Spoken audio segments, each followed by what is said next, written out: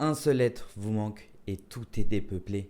Et aujourd'hui, Lamine Yamal nous a manqué et on en parle tout de suite.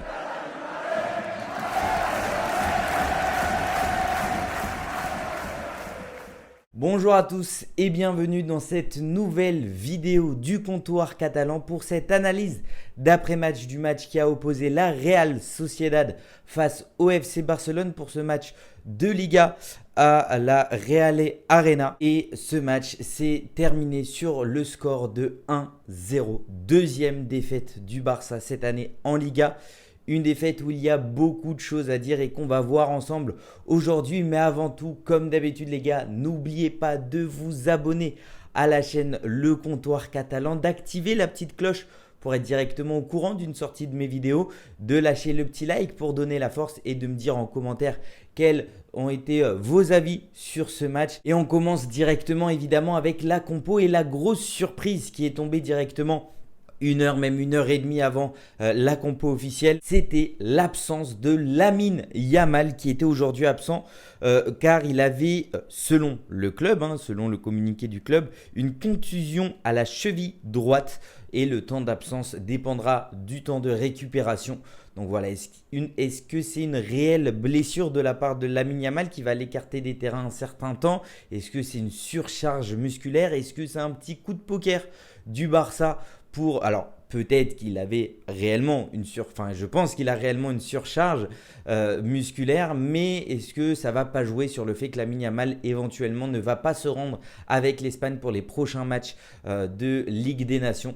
Donc voilà, on va voir par la suite ce qu'il en est, mais en tout cas le Barça qui a joué ce match donc du coup avec à la place de Lamine Yamal du coup Fermin et dans l'entrejeu De Jong une nouvelle fois titulaire avec Casado et Pedri un petit peu plus haut et la défense, la même défense qu'on voit depuis le début de la saison pour moi qui est la meilleure défense qu'on peut aligner: Baldé, Cubarsí, Inigo Martinez et Koundé. Déjà au tout début, première mi-temps du match, on a quand même une légère domination sans qu'elle soit totale de la part du Barça qui arrive assez tôt dans le match à se procurer une occasion. Lewandowski qui profite d'erreurs de la part des défenseurs de la Real Sociedad et qui marque le premier but. On se dit voilà, encore Lewandowski qui est là, encore Lewandowski en renard des surfaces qui profite d'une erreur et qui profite d'une petite possibilité pour marquer le premier but. Mais l'arbitre en a décidé autrement, hors jeu. Selon lui, on le voit sur ces images. Voilà. C'est un hors-jeu vraiment limite. Sur cette image 3D, évidemment qu'on voit le pied de Lewandowski qui dépasse. Et pour moi, si ça dépasse réellement ainsi, clairement, il y a hors-jeu. Même le Barça en a pu en profiter. Maintenant, il y a ce système de la VAR et de l'hors-jeu semi-automatique en Liga qui permet de déterminer rapidement des actions hors-jeu. Mais quand même, on peut remarquer que la taille du pied de Lewandowski est assez énorme. Je ne sais pas s'il chose du 60, mais en tout cas, voilà, il a un pied assez énorme. Alors que sur cette image, on voit que c'est moins clair. On ne voit pas Lewandowski qui est hors jeu, mais on ne va pas se reposer sur ça. On ne va pas remettre en question. On ne va pas se faire avoir par ce jeu-là, même si voilà, c'est assez suspect. Mais je pense que la VAR est assez précise à ce niveau-là. Donc, but signalé hors jeu, même si c'est du bout du pied. Et donc toujours 0-0 dans cette première mi-temps. Première mi-temps qui était quand même assez compliquée puisque ce n'était pas un Barça totalement dominateur. Et on remarque assez rapidement que c'était surtout un Barça en manque de solutions. Il manquait quelque chose. Il manquait un petit coup de magie. Il manquait la petite passe qui fait la différence. Le petit dribble qui change directement une action. Et c'est surtout le manque de Lamine Yamal. Je pense qu'on a clairement tous ressenti le manque de Lamine Yamal qui est à un niveau énorme cette saison et qui apporte plus que ce qu'on pourrait penser. On pouvait se dire, bon, il n'y a pas Lamine Yamal, il est laissé au repos, on peut quand même s'en sortir. Mais on a vu un Barça sans solution avant la fin du match. Enfin, même sur la fin du match, il y a eu 0 tir cadré du Barça.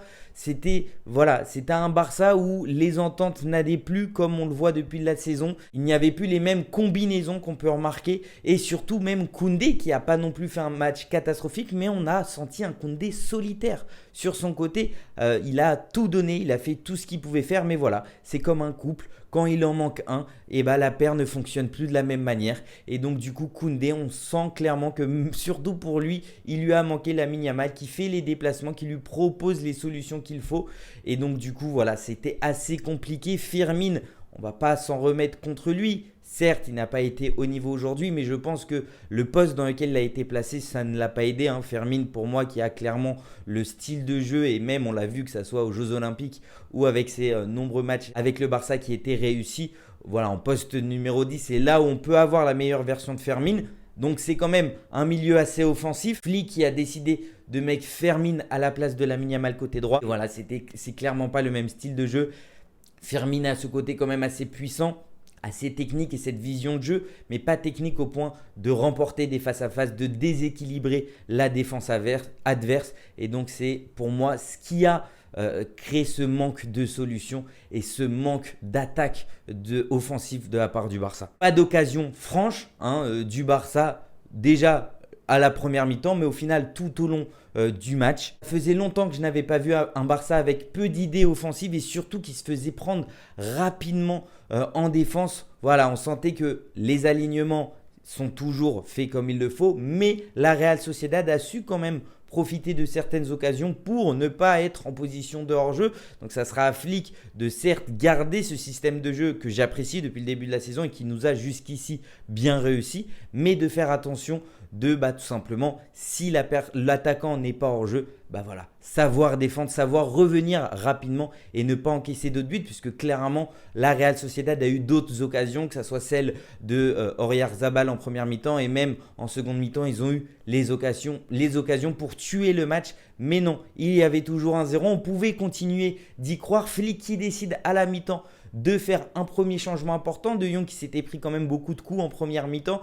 Donc je ne sais pas si c'est à cause de ça que Flick l'a sorti à la mi-temps. Il fait rentrer Dani Olmo, Pedri qui redescend un petit peu plus bas sur le terrain. En quelques touchés de balle, on voit que Dani Olmo est peut-être cette magie qui nous manque et peut-être ce côté technique de contrôle du ballon, de mouvement du corps qui peut créer des solutions au Barça. On a eu quand même un changement par rapport à la première mi-temps, mais malheureusement, cela n'a pas été suffisant du tout. Vers la 60e, la Real Sociedad qui décide de fermer le jeu. 4 changements directement. Voilà, on sent clairement que l'entraîneur de la Sociedad a voulu mettre du 109 pour tenir le match et tenir ce score jusqu'à la fin du match pour empêcher le Barça d'égaliser. Et c'est ce qu'ils ont réussi malheureusement pour nous. Match très compliqué pour Firmin qui sort et qui est changé par Ansu Fati. On s'est dit allez, pourquoi pas aussi Ansu Fati qui peut amener en tant qu'ailier ce sens du dribble, mais malheureusement on l'a pas vu non plus assez de minutes, il n'a pas eu non plus énormément l'occasion, mais il n'a pas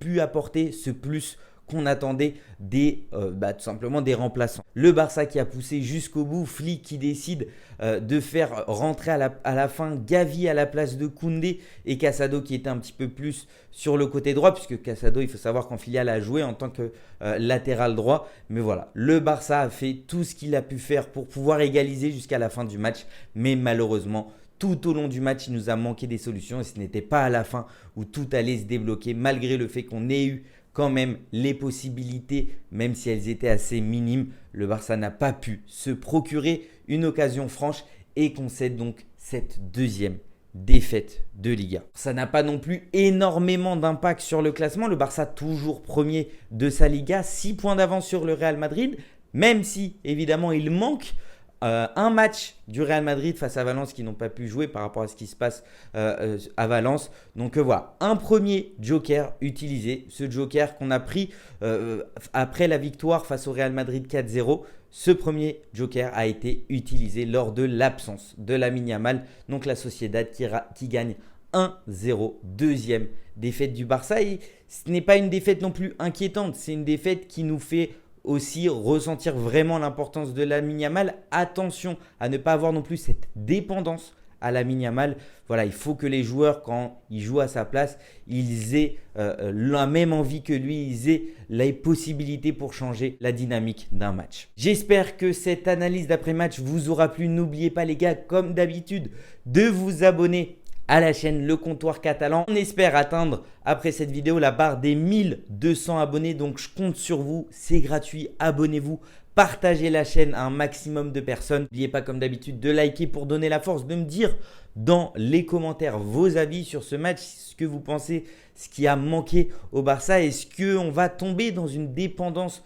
de Lamine Yamal? Est-ce que vous pensez que si Lamine Yamal avait joué, ça aurait été différent? Je vois tous vos commentaires. Attention à ne pas tomber dans cette dépendance d'un joueur extraordinaire. Le Barça n'est pas en crise, évidemment. Défaite qui fait quand même assez mal, qui nous sert encore de rappel avant la trêve internationale. Et surtout, n'oubliez pas, Visca Barça, Visca Catalunya y también, viva España. Ciao.